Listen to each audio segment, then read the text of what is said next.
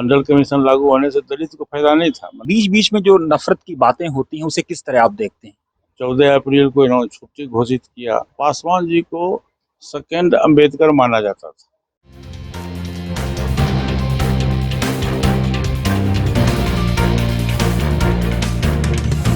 झूठ से दूर, खबरों से भरपूर। नमस्कार, आज हमारे साथ बातचीत के लिए मौजूद हैं केंद्रीय मंत्री पशुपति कुमार पारस जी।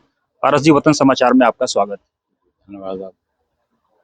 पारस जी, आप सरकार में आए हैं, मंत्री बने हैं, क्या प्राथमिकताएं होंगी, क्या तरजीहात होंगी, किन मुद्दों को लेकर के आप एड्रेस करेंगे? देखिए, भारत सरकार में मैं पहली बार मंत्री बना हूँ, कैबिनेट मिनिस्टर बना हूँ, और हम लोग बिहार से आते हैं।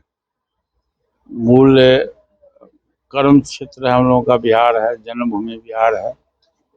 और जो विभाग मुझको मिला है, ये विभाग बहुत ही किसानों के लिए और आम व्यक्ति के लिए, जनरल लोगों के लिए बहुत ही फायदेमंद विभाग है। क्या है, फूड प्रोसेसिंग जो है, अनाज जो किसान के द्वारा पैदा होता है वो अनाज बर्बाद नहीं हो। जैसे आपको उदाहरण के लिए देते हैं कि जैसे लीची है, तो लीची का जो फल है, जैसे बिहार में सबसे अधिक लीची मुजफ्फरपुर में, हाजीपुर में होता है। तो लीची में जो फल लगता है तो उसका 4 तरह का उसको डिवाइड हम लोग करते हैं, A, B, C और D। ए ग्रेड का जो लीची होता है वो विदेश सप्लाई हो जाता है। बी ग्रेड का जो लीची है वो अपने इंडिया में रहता है, पूरे देश में जाता है। सी ग्रेड और डी ग्रेड का जो लीची है वो किसान का इन्वेस्ट हो जाता है, बर्बाद हो जाता है। उसी को प्रोसेस करके मशीन में डाल के उसको प्रोसेस कर करके और उसको फायदेमंद बनाया जाता है, और उससे किसान को अधिक लाभ होता है। ये होता क्या है कि जैसे मान लीजिए कि गेहूँ है या कोई भी अनाज है, फल है, तो फल का जब सीजन होता है, जब फल सीजन है तो उसमें उस समय में सस्ते रेट में बिकता है। लेकिन उसी को यदि प्रोसेस करके के रखा जाता है बंद डिब्बा में या कोल्ड स्टोरेज में रखा जाता है, तो 2 महीना 4 महीना के बाद उसी का कीमत, जो मूलधन है, जो किसान को जितनी पूंजी लगती है उससे अधिक उसको बेनिफिट मिलता है। और हमारे विभाग में सबसे बड़ी बात यह है कि प्रधानमंत्री जी का विशेष रुचि है इस विभाग से, और इसमें बेरोजगार लोगों को रोजी की भी समस्या है। बेरोजगार लोगों को काफ़ी संख्या में हमारा विभाग जो है सो हम लोग रोजगार देते हैं।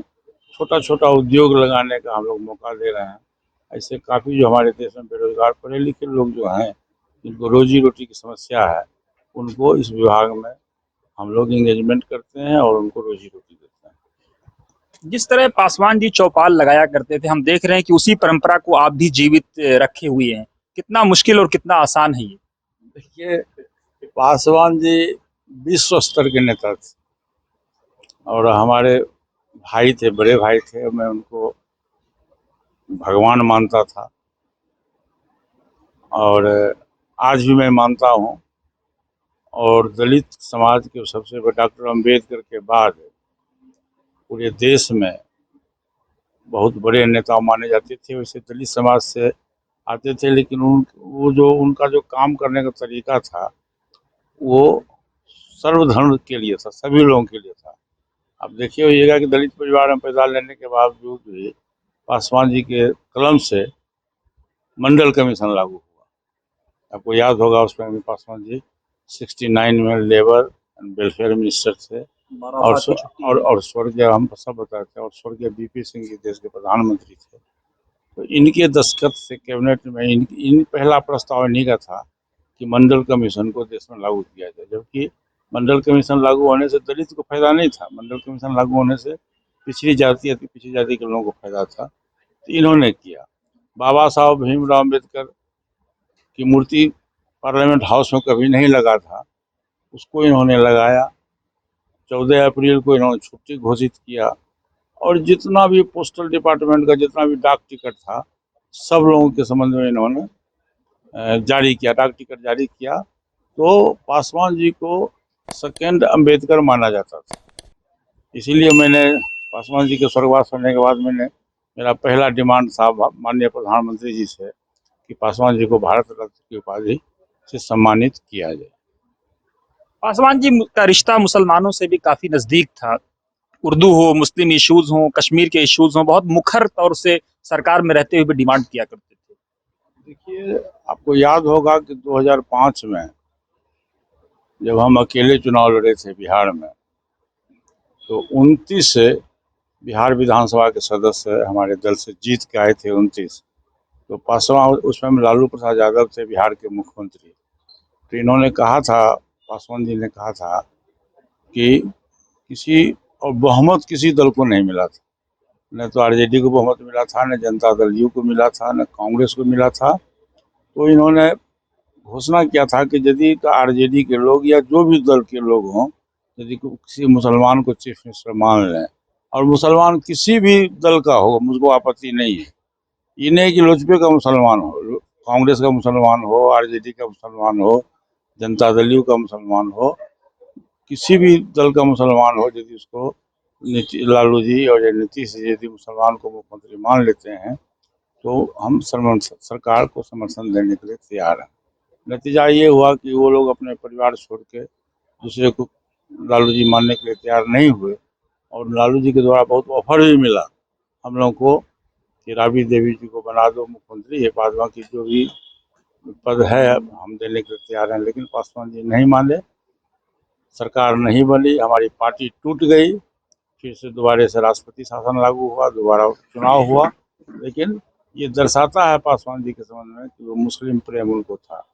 जम्मू कश्मीर में जब भी कोई प्रॉब्लम होता था तो हिंदुस्तान के बड़े बड़े लीडर किसी को जाने की हिम्मत नहीं होती थी, लेकिन पासवान जी देश के इकलौता नेता थे जो बिना किसी लाए लपटाए के, बिना किसी फोर्स के, बिना किसी के वो जम्मू कश्मीर में जाते थे। हमारे संजय सराफ जी वहाँ के हमारे पहले प्रदेश अध्यक्ष थे, अभी राष्ट्रीय महासचिव हैं, पार्टी के प्रवक्ता भी हैं, राष्ट्रीय प्रवक्ता भी हैं। इनको पूरी जानकारी है कि पासवान जी उसमें भी जम्मू कश्मीर में जाने के में कभी हिचकते नहीं थे। तो मुसलमान के प्रति उनका प्रेम शुरू से रहा। जब पासवान जी जब मिनिस्टर हुए, उनका प्राइवेट सेक्रेटरी मुसलमान था, अब्दुल खालिक जी का नाम सुने होइएगा, रेल मंत्रालय से लेके और आज तक अब्दुल खालिक जो है पासवान जी के सलाहकार रहे और पार्टी के प्रधान महासचिव आज भी हैं। पासवान जी के पार्टी के महासचिव, प्रधान महासचिव आज भी हैं। जब वो मिनिस्टर थे उसमें भी आलम करके एक थे जो उनका प्राइवेट सेक्रेटरी थे, वो दूसरे कैडर के थे, कहीं बाहर के कैडर के थे, उनको ला करके और पासवान जी अपने प्राइवेट सेक्रेटरी बनाए। तो मुस्लिम के प्रति उनका प्रेम शुरू से रहा और हम लोग को भी है।